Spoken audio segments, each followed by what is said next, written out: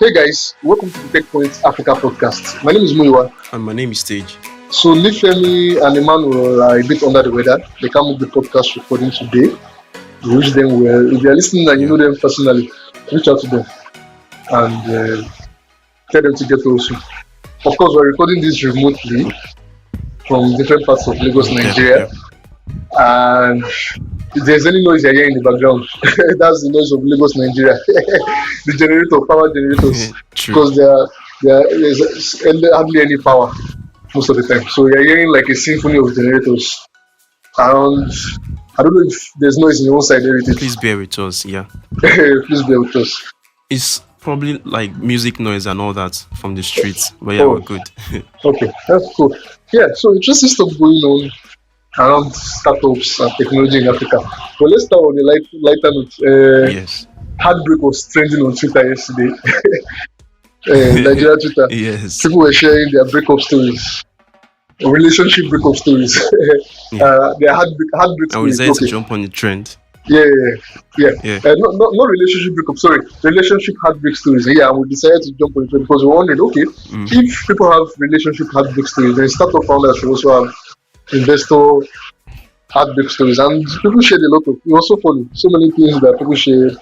Like Onyeka Akuma, Farm Crowdy CEO and co-founder and founder said, when they pitched, once one of them said idea was terrible. Assembled his younger brothers and launched the same idea 6 months later with our pitch deck and 6 IM in hand. months. You can imagine. And it's not just him, other people And had IM in hand. a lot of other people had that same experience. Where they say, oh, your idea is trash or your idea is good, and then they take your pitch deck and go and start another company. And then, of course, there are stories about valuation too. Someone said, valuation tree. even the Paystack CTO and co-founder, Ezra. Yeah, he said why they had the same. Why they were raising seed round for Paystack. Why they were raising the seed round for Paystack? What they were told by an investor was, at best, you are worth 1/10 of your asking valuation. We're ready to write you a $50,000 check if you concede. They didn't concede. And the good news, we all know the good news. They are now valued at over $200 million. So, full stop, like, some of the stories are sad. Did you see anyone that you liked? Or you found funny? Well, there was one that Wally shared over our chat. Yeah, what's up? So it was about this guy was offered 2 million naira for 50% stake. 2 million naira. His business, right? Not even dollars, naira. 2 million naira. Yeah. I'm telling you. Then the investor was like, you have to step down as CEO for his own son. On top of 2 million naira. My goodness, how much is 2 million naira? That's like less for 50%. than That's just crazy. For 50%. Oh my goodness. It should be like $4,000. Crazy stuff. And we have founders from Kenya and Ghana also sharing their stories. So very interesting and funny stories. People are still discussing it on. You can go to our Twitter handle, Techpoint and share your stories if you have any.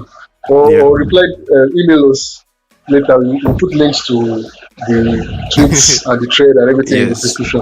Let's move on to serious things. Okay, so in fairness to local investors, I mean, yes, there are a lot of bad stories about local investors, and investors also have bad stories about startup founders. But the truth is, building a startup in Africa is just hard. But in fairness to local investors, some of them are kind of doing putting their money where their mouth is, I guess. Yeah, you wrote a story about that the Future Africa fund by ex-Andela and Flutterwave co-founder in Adewale Yusuf. What's that about?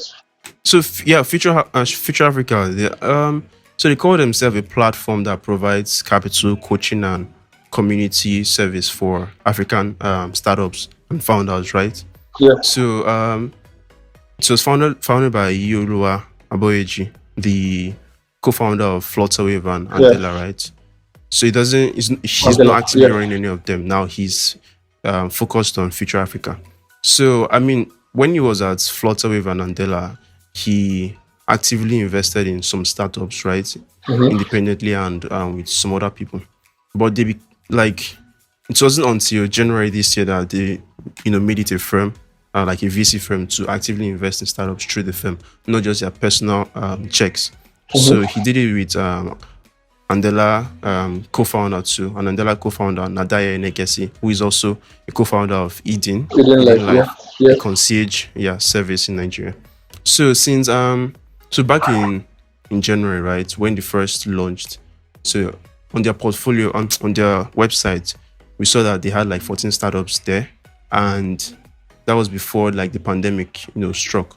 Yeah. When the pandemic struck, like the initial goal was for them to invest $1 million throughout the year, $50,000, $50,000 in 20 startups. So the pandemic struck, and since they could not actively raise from other VCs because that was their model initially, so they had to look for other ways to raise money. So they launched the Future Africa Collective and Future Africa Rolling Fund. So the Future Africa Collective, in a nutshell, is get investors from all over the world, right, and get them to pay subscription fees. And with a subscription fee of $1,000 for individual investors, for a year. And for institutional investors like VC firms, established ones, they get to pay $10,000. So this gives them the subscription access. fee. Is it part of what they invest in, or is just a subscription fee? That's what it is. It's aside the money they invest. Subscription fee. Okay. Yes. And so they get access to 20 startups. Okay, go on. Okay, yeah. So when they get access to for the subscription fee, you get access to 20 startups that you can invest in a year, right? Yeah. So when you're interested in investing, you now bring the minimum check you can bring is $5,000 per individual investor. Okay. Yes. So you give it to it's to the syndicates that are in charge of these funds. The syndicates are the partner private VC firms that Future Africa is using. So they invest on behalf of these individual investors and institutional investors that paid for these subscription services, right? So and they match, they're supposed to match the amount, like 20% of the amount. I think I remember reading that. Exactly. So they will bring at least 20% of themselves, the amount. At least 20%. Yeah. So for example, if a startup is raising $1 million, Future Africa has to bring 20%, no less than that of that. So 20% of that is $200K. Okay. So other investors will bring the $800K. Okay. So that's how they decide to bring more funds on the table to invest in more startups. So they have 125 investors on that, Future Africa Collective Fund, and they also have the Future Africa Rolling Fund, Venture Rolling Fund. This one, you just bring $10,000 for a year, right? Per quarter, right? $10,000 per quarter. So in a year, that's $40K. So this $40K, they just help you to invest in different startups across Africa. So, so I don't know. None of these investments have matured yet, so we don't know how they will be in the future. But from what we gathered, for at least the Future Africa Collective, any returns that these investors make, they will have to pay Future Africa 20% of that return, regardless of any amount they make. 20% of the profits. Yeah. That's interesting. And so far, how have they done? How have they been active? Yes. Okay. Yeah. So so they've raised over $500K from the Rolling Fund Venture and $1 million across the three schemes: their normal fund, the Rolling Fund, and the collective. So they use this money to invest in 9 startups in just the third quarter of this year. So they've been quiet since January, but they just finally invested in the third quarter. Is what you're saying? Yes. So that January, they just made everything official. That we are here and all that. So from that time until July, there was no really active investments. I think their first one was Tambua Health, a Kenyan-based startup. So just that third quarter, July, August, and September, they invested in 9 startups, right? Yeah. And $1 million across these guys. What I find interesting is they are helping local investors who, the general perception is that local investors don't have a high risk appetite, so they usually come in with small checks requesting for so much. But what they're doing now is they're helping local investors gather and saying, okay, bring a minimum of $5,000. We'll pool all your resources together and then invest a valuable amount. I think $25,000 to $100,000 in each startup, right? So we invest that on and 25K to 250K. Okay. We'll invest that That's on the behalf of, average round for like a startup. and Yeah, they can now have like small pieces of the pie. Okay, that's interesting. I mean, it's good to see that. very So interesting. we should always, when we see local investors also like playing their part too, because it's not easy to be honest in this in Africa. At all. We should also talk about that. So that's cool stuff. Let's move on to another interesting news. If you paid attention on Twitter on Monday, Adewale Mm-hmm. Yusuf, CEO and founder of Techpoint Africa, talked about stepping down as the publisher of Techpoint Africa. That was on Monday. Yes. And then on Wednesday, he announced his next move. Heritage, you interviewed him about that. Tell our listeners about it. Yeah. So Adewale Yusuf, like you said, is our CEO and co-founder. So he stepped down, like you said, on Monday, and before that, there was this conference that Berlin conference meetup that Yeah. we organized back in 2018, right, where the TechPoint team went to Berlin to meet up with developers and with African developers there, right, in the diaspora. So I mean, there they decided to actively build talent on the continent, but not and progress was not being made. But Yeah. Wale thought, I mean, he had to do something about it, personally, even if nobody was going to do it collectively. So he, decided to launch another project, that focuses on hiring, developing, and managing talent, African talent for global companies. So that's the tagline for the new project starting, which That is sounds called like another Angela. TalentQL. So talent Yes, QL. exactly.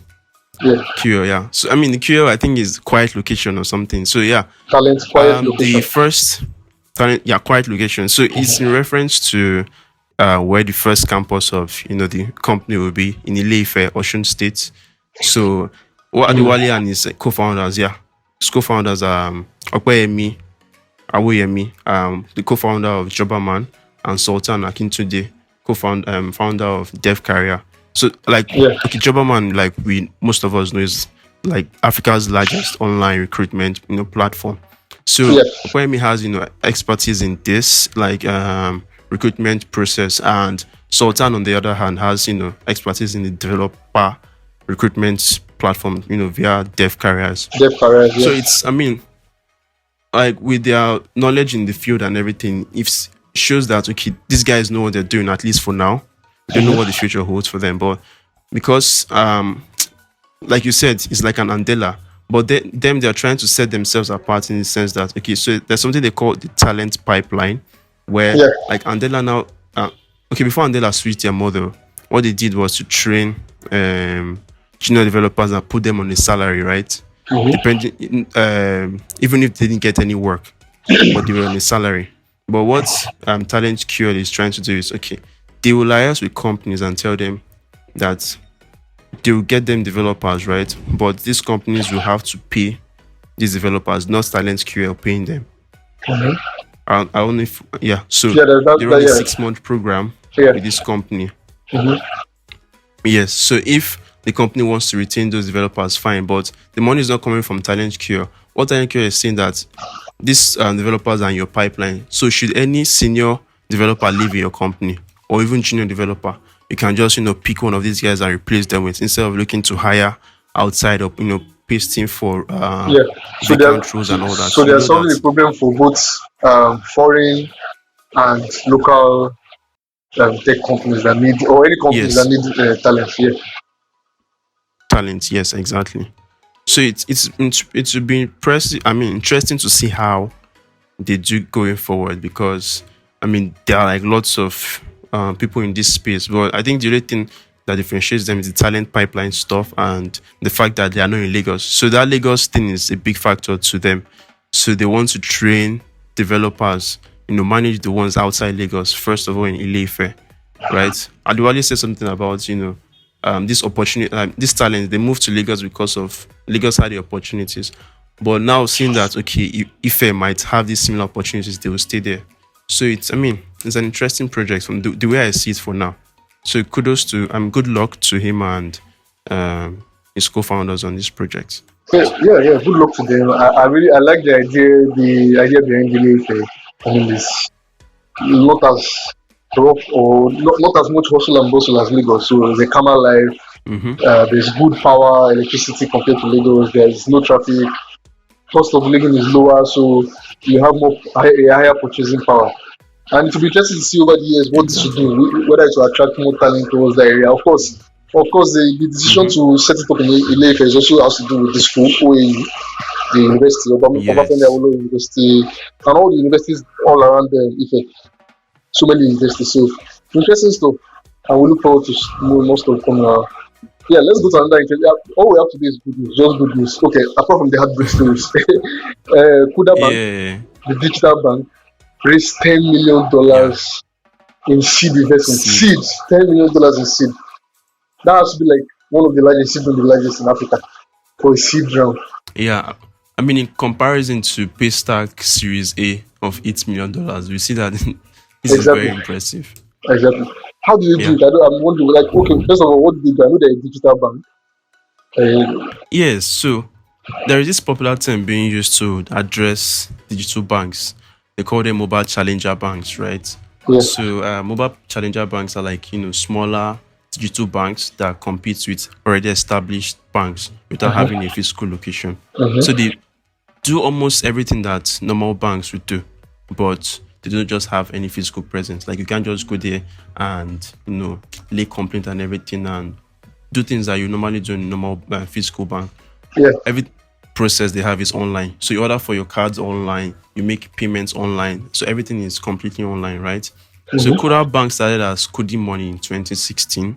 Yeah. When it started, it wasn't until last year that they made like significant headway because they got banking license from the central bank to operate. Which So is a after huge like deal in June when they got for a the digital bank. license, I think in September they now closed their pre-seed round, $1.6 million, which in my opinion is the biggest pre-seed round in Nigeria. Because if you compare it to what Okra raised earlier this year, it's a $1 million, which these guys added 600K on top, so $1.6 million. I think it's the biggest pre-seed round in Nigeria.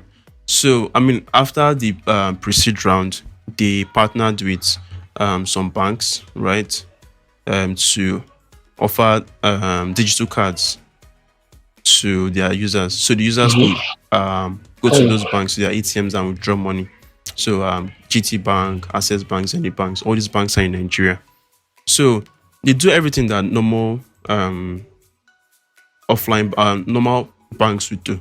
So they have about Yeah. 300,000 customers, and they're processing about $500 million, per month, worth of transactions per month. That's huge. So That's seeing huge. that they want to expand outside Nigeria, Yeah. they raised another fund, $10 million, one of the largest in Africa.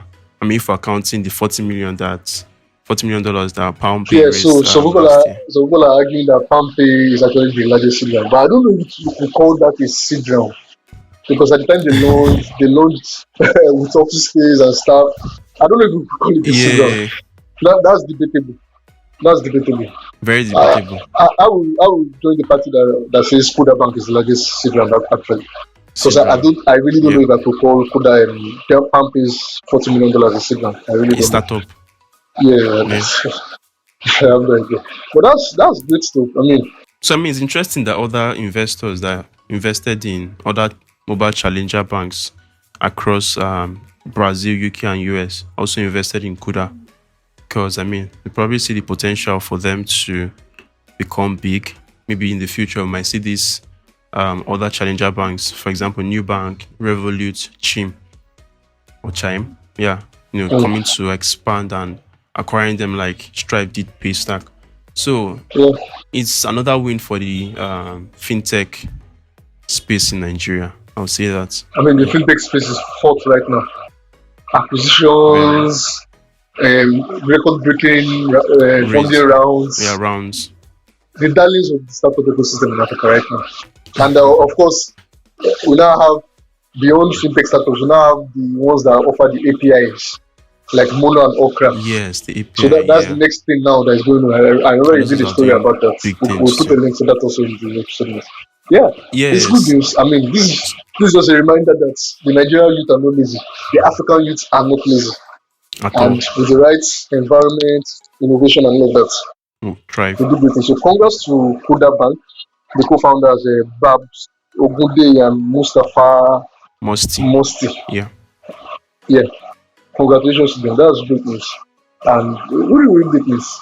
Anyway, guys, don't forget, we still have the West African Startup Decade Report with lots of insights. For example, we mentioned TalentQL moving to Ife because of the talent around there. Yeah. Apparently, most of the West African startups that raised above $1 million cumulatively in the last 10 years. About 13 or about 20% of it, right? A large number of them, got their first degree at the Obafemi Awolowo University in Ife. And lots of interesting insights to the low rate of female founders, just 10%. All the interesting insights, you can get them on the West African Startup Report. We'll put a link in the episode notes for that. Emmanuel is not here to tell them where they can get the podcast, but Eric, can you take a shot at that? Okay, so you can get your podcast anywhere you get your podcasts: Apple Podcasts, Google Podcasts, Spotify, iHeartRadio. And you can also go to podcast.techpoint Africa if you don't like the apps. All those apps are covered there. You can also get them. They search with keywords. Don't go to SoundCloud. Don't forget, we'll put. Don't go to SoundCloud. We'll stop uploading there. Don't go to SoundCloud. Yeah. Of course, we still have our sister podcast, Built in Africa. And we release episodes bi-weekly. The new episode will be coming out on Monday, so watch out for that. Also subscribe to Built in Africa. And don't forget to share and subscribe this podcast and Built in Africa to all your friends, all your family. And we'd like to read your founder heartbreak stories at the House of Local Investors. Or if you're an investor, yes, put the link to share the thread there. Yeah. All right. Any last words, Heritage? Yeah. I mean, if you know Nifemi and Emmanuel personally, you can send them gifts and well wishes. Yeah. So that and stay safe. Them already. Hopefully they'll be back fully next week. All right. So take care, guys, and thanks for listening. Bye.